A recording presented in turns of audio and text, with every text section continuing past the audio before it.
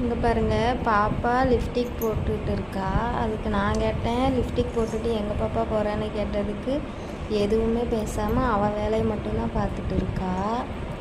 ஆனால் இவள் லிப்ஸ்டிக் போடுறது இல்லாமல் தம்பிக்கு லிப்ஸ்டிக் போட்டு விட்டுட்டு அவனுக்கு பவுடர் அடிச்சுட்டு அவனை ஒரி பண்ணிகிட்டு இருக்கா. பாருங்கள், உங்களுக்கு நல்லா தெரியும்.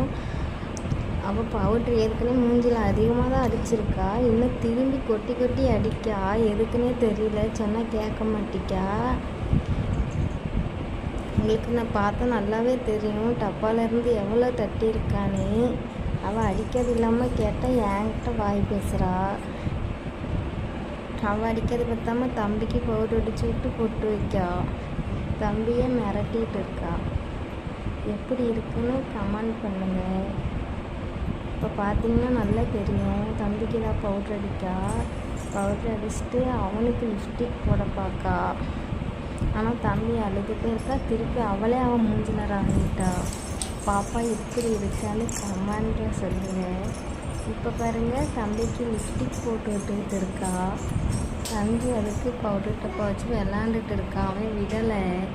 நான் போட வேண்டான்னு சொன்னதுக்கு என்னையை ஏசி முறைக்கா. அவள் கையில் தட்டி பார்க்க பாருங்க. தம்பி வாயை பிடிச்சிட்டா. பிடிச்சி போட்டு பார்க்க அவன் விட மாட்டேன்ட்டான். அந்த சைடு திரும்பி படுத்துட்டான். இப்போ மறுபடியும் அந்த பவுடர் டப்பாவை எடுத்து தட்டி மறுபடியும் தம்பிக்கு அடிக்க வந்தான். நான் அடிக்காதேன்னு சொல்லவும் அவனே மூஞ்சில் ராவிட்டா. எப்படி இருக்கான்னு சொல்லுங்கள். என்ன பாய்.